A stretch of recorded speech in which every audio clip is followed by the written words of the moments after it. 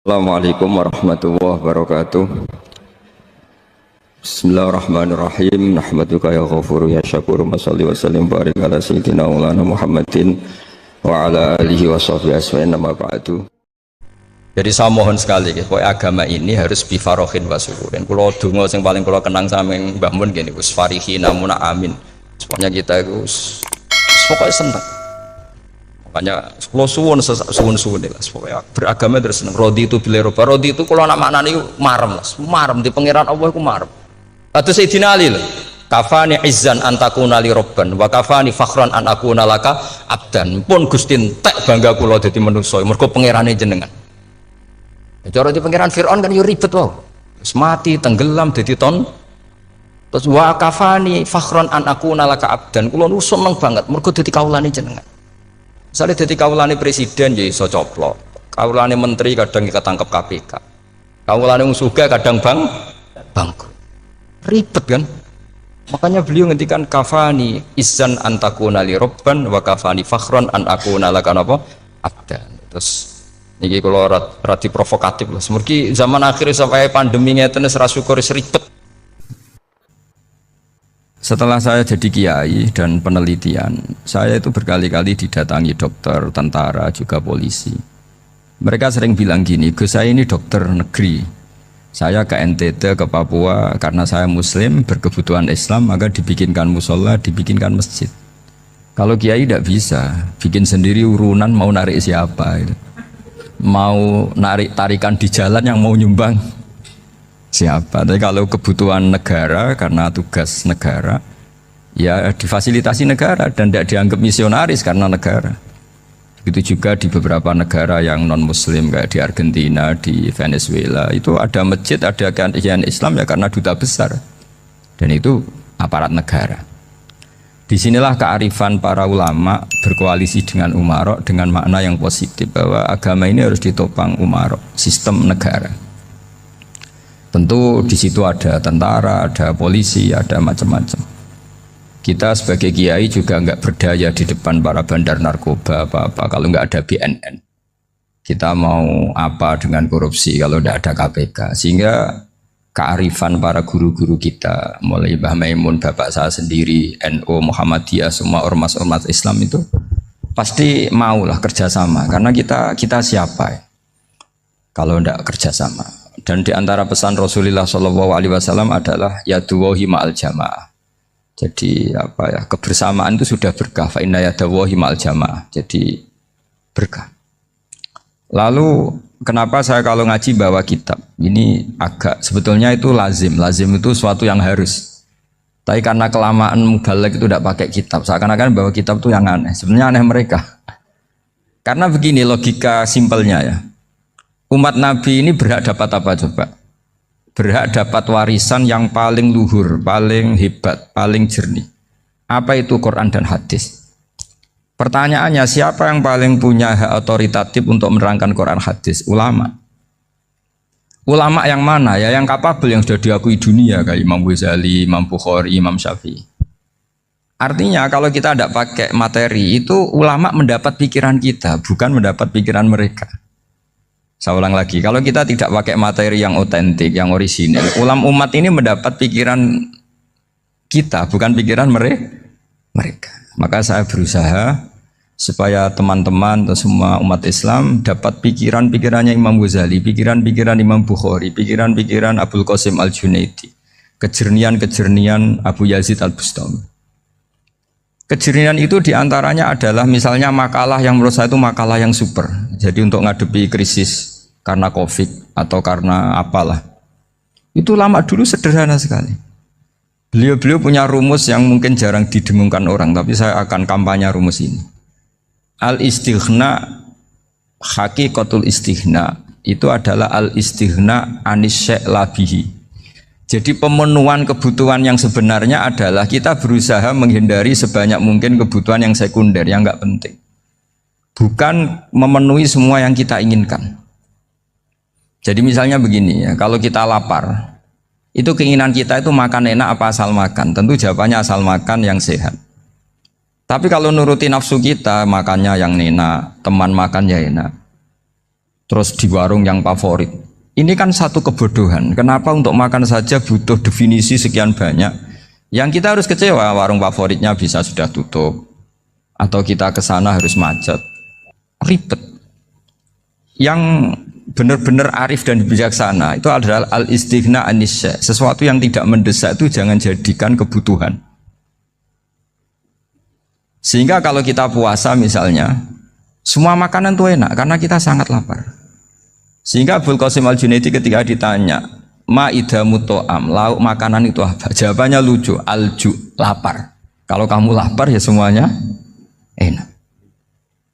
Ini sudah mulai hilang. Kita bilang makan enak itu ya sate, ya gulai, ya pizza yang kita senang. Akhirnya apa? Untuk nikmati nikmatnya Allah itu kita jadi ribet. Apalagi yang orang-orang fasik harus ditemani perempuan yang tidak halal misalnya, atau harus ada ajudan, ribet. Nah pertanyaannya, orang yang ribet sama yang nggak ribet itu pinter mana? Pinter yang nggak ribet. Nah ini kearifan-kearifan yang mulai hilang. Lalu siapa yang bisa mewarisi itu? Ya ulama. Jadi ulama itu cara berpikir sebenarnya simple.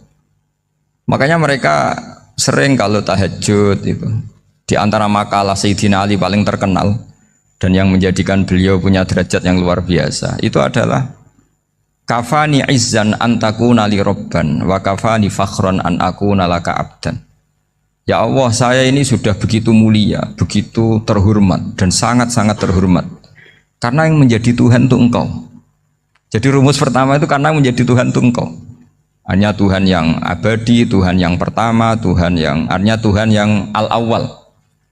Coba ya Allah, kalau saya ini punya Tuhan Fir'aun, punya Tuhan mati jadi tontonan lagi, itu kerennya di mana coba? Andai kan kita punya Tuhan Fir'aun, atau punya Tuhan yang asal usulnya manusia, apapun hebatnya manusia itu, kita punya Tuhan manusia itu. Tuhan yang lapar, yang kalau nggak makan mungkin pingsan, mungkin bisa kena COVID, nanti Tuhannya diisolasi. Kayak apa? Makanya ketika Tuhan Allah menyindir ketuhanan selain Allah itu, Allah hanya menyindir dengan kalimat sederhana, kana yakulanit to'am, yang kamu tuhankan itu masih makan. Artinya kalau nggak makan ya lemes. Jadi lama-lama ada orang gini, alhamdulillah tadi Tuhan mampir ke saya, kelihatannya lapar, setelah tak kasih makan sehat lagi. Susah nggak punya Tuhan yang seperti itu. Beda dengan Tuhan kita. Tuhan yang nggak butuh makan, nggak butuh minum, al-qayyum, zat yang berdiri sendiri tanpa butuh yang lain, al-awwal. Sebelum ada langit bumi sudah ada Tuhan kita yaitu Allah. Bandingkan dengan Tuhan-Tuhan yang dipertuhan yang lain, yang adanya setelah bumi, misalnya Fir'aun dan sebagainya. Sehingga Sayyidina Ali pertama jadi kebanggaan apa? Kafani izzan antakuna li robban. Saya ini keren betul karena punya Tuhan yaitu Engkau. Tuhan yang lahul asma'ul husna, Tuhan yang semuanya punya kebaikan, punya keabadian, punya keagungan. Terus wa kafani fakhron an akuna laka abdan, dan saya bangga sekali karena saya menjadi hambamu. Kalau saya jadi hambanya Pak Rektor ribet kan? Sudah tak hormati ternyata nanti tidak rektor. Ya kan ribet kan? Terus pokoknya ribet. Jadi budaknya manusia itu ribet. Makanya ada seorang wali datang ke temannya yang jadi presiden atau jadi raja. Datang ke situ karena tidak punya uang, mau minta uang karena temannya raja. Setelah sampai sana ternyata temannya ini karena orang soleh pas berdoa, ya Allah saya minta ini, minta ini, minta ini. Terus si wali tadi pulang. Tanya, kenapa kamu pulang? Ternyata dia sama, masih minta-minta kayak saya. Jadi sederhana dia. Sama-sama minta kamu, minta zat yang kamu mintain katanya. Jadi dulu itu orang itu sebegitu dekat dengan Allah. Sehingga si raja ini terus ketemu wali tadi tanya, kenapa kamu menyepelekan saya padahal sekarang saya raja?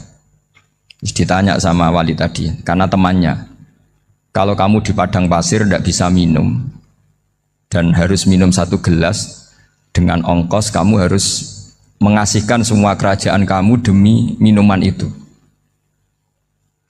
Pilih mana, minuman apa tetap jadi raja? Ya saya milih bisa minum. Saya tidak raja tetap hidup, tapi kalau nggak minum mati.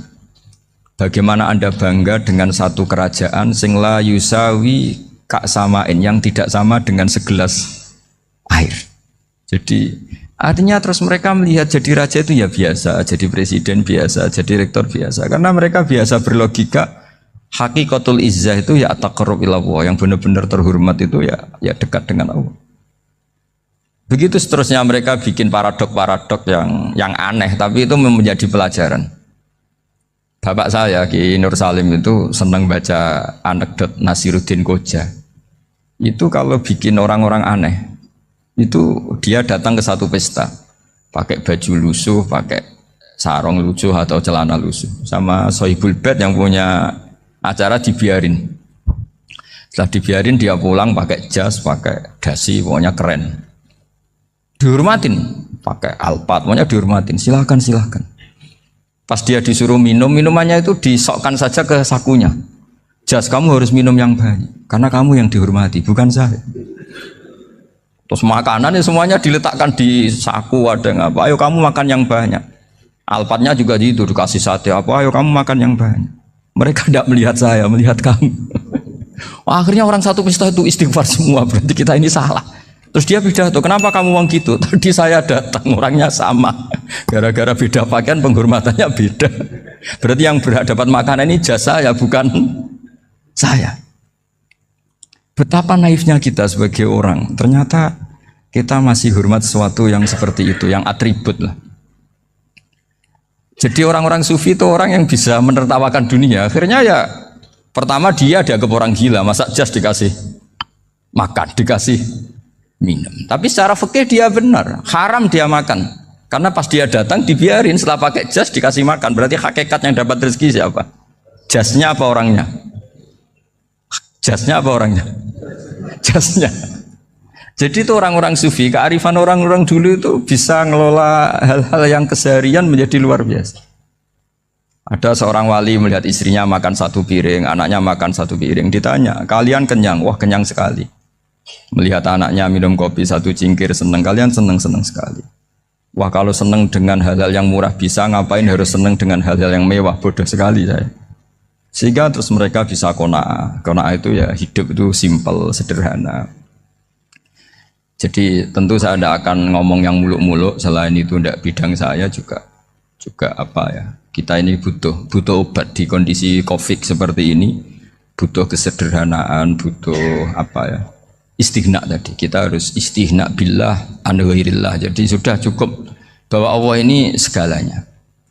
Sehingga tadi saya dengarin himnenya Unisula, yang paling saya kagum adalah dimulai dengan kalimat-kalimat thayyibah. Di antara tugas suci Nabi Ibrahim dan semua Nabi adalah wa ja'alaha kalimatam baqiyatan fi aqibi. Nabi Ibrahim itu Nabi yang diberi gelar Allah.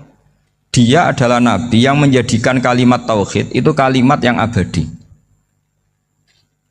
Fi akibih, di anak turunnya, di semua generasinya, baik anak turun karena gen maupun karena pembinaan, karena pendidikan. Ini penting sekali saya utarakan karena apa? Satu kehidupan itu sebenarnya digerakkan oleh kata-kata, oleh moto kalau orang bahasa modern. Sehingga banyak ulama mengatakan al-ibarat kutun li'ailatil mustami'in, bahwa redaksi atau moto atau pegangan hidup itu penggerak kehidupan. Sehingga sebetulnya manusia itu digerakkan oleh kalimah-kalimah itu, oleh moto-moto itu, oleh prinsip-prinsip hidup itu. Misalnya orang Palestina itu tiap hari ke pasar gitu. Mereka ke laut gitu. Ditanya, kenapa tidak takut tembak Israel? Jawabannya lucu. Kena tembak ya mati, nggak makan ya mati. Nggak kerja ya mati. Ya sudah, sama-sama mati ya mendingan aktivitas normal. Tapi saya tidak menyarankan itu untuk melawan Covid. Ini cerita saja nanti. Kamu jangan provokator itu, karena ini wilayah sensitif. Jadi banyak orang yang poligami. Kalau ditanya alasannya gitu, istri satu ya cerewet, dua ya cerewet, mendingan 4 katanya. Ya banyak ya gitu. Tapi ada yang kebalikan, istri satu cerewet saja hampir jantungan, apalagi 4, tinggal matinya kan gitu. Itu semua yang menggerakkan itu kalimat. Kalimat itu satu pegangan. Banyak orang loh yang nggak ingin jadi rektor tuh banyak loh Pak Bejo. Jangan kira semua dosen ingin jadi rektor. Melihat rektor sibuk rapat mempertahankan reputasi Unisula terus sering pegang kepala. Ngapain repot-repot? Jadi tukang sapu aja dapat gaji, ngopi, rokokan, selesai. Bodoh amat. Jadi rektor, mikir orang banyak. Banyak loh orang yang nggak ingin jadi presiden tuh banyak. Karena ngopi nyaman, nggak ada yang ganggu. Mau tidur sampai jam 9 siang juga nggak ada yang ganggu. Sehingga mereka melihat pegawai negeri itu gak keren. Orang kok diatur jam, disiplin. Itu memang cara Allah membagi rahmat. Mau kamu apakan coba? Cara syukurnya dia seperti itu. Bapak saya dulu tuh sering ngajarin saya, diajak jalan-jalan pagi-pagi. Melihat orang ngopi, makan uduk itu bapak seneng. Kok enak jadi wong awam. Ngene esuk-esuk nyemak bocah kesel kabeh kono enak ngopi rokokan. Bapak kadang iri sama orang awam itu iri. Sudah gitu berharap masuk surga kan enak sudah gitu. Tahu-tahu mati, tidak tahu ke surga apa ke neraka ya tidak tahu. Jadi nah, orang dulu itu orang yang bisa mensederhanakan dunia. Sehingga ya sudah cara bahagia. Makanya saya alhamdulillah saya ini kerjasama sama UII sama beberapa kampus. Memang amdan itu sengaja. Kampus itu ya punya sistem yang nggak bisa mewakili sistem kiai. Kiai juga punya sistem yang nggak terwakili oleh kampus, juga sebaliknya saling melengkapi. Saya sering ketemu rektor UII, rektor kampus-kampus Islam. Mereka cerita, Gus pendidikan pondok harusnya dimodernkan gini-gini. Saya bilang, kalau pondok modern kayak kampus itu nanti saya ketemu Allah nggak bisa jawab. Kenapa Gus? Saya beri contoh gini. Kalau misalnya perempuan perawan lah atau apa saja, namanya perempuan, mau tanya tentang menstruasi atau haid. Kalau semuanya sistem kampus, dia harus kuliah dulu, registrasi dulu, kuliah dulu, bayar dulu, dan dapat jawabannya nunggu mata kuliah pas itu. Bandingkan kalau sistem pondok, saya tuh sering ke pasar sama anak saya dicegat sama ibu-ibu. Gus, anak saya ngalami gini-gini, keluar darah terus menerus, nggak 6 hari tapi 1 bulan penuh. Itu hukumnya apa Gus ya?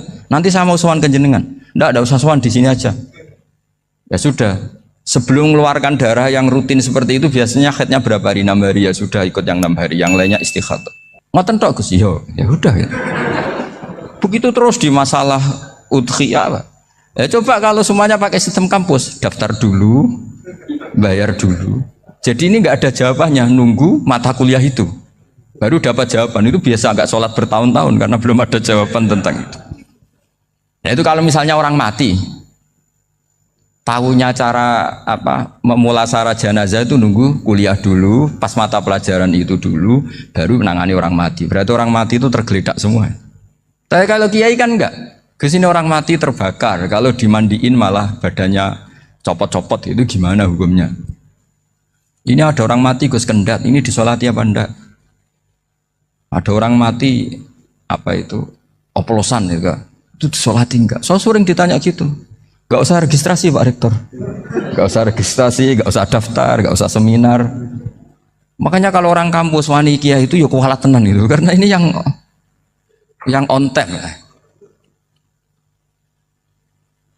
Tapi pondok seperti saya ya ikrar seikrar-ikrarnya. Pentingnya kampus karena melatih efisiensi waktu, disiplin, tata kelola manajemen sehingga kita ya hormat. Tapi tadi kita harus saling melengkapi sehingga saya tunjukkan ke publik bahwa saya hormat sekali sama polisi, sama tentara. Coba kita bisa apa ngadepi bandar narkoba kalau enggak polisi? Bisa apa coba menjaga NKRI kalau enggak tentara?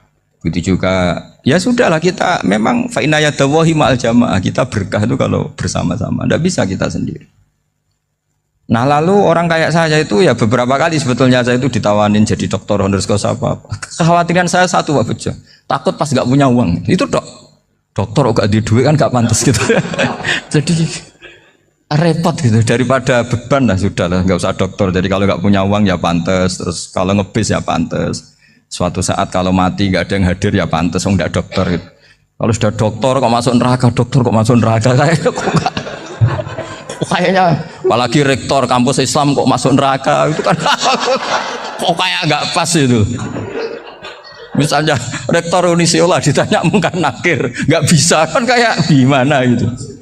Makanya harus sering ngaji saya supaya nggak malu di depan mungkar nakir. Masa rektor ditanya mungkar nakir enggak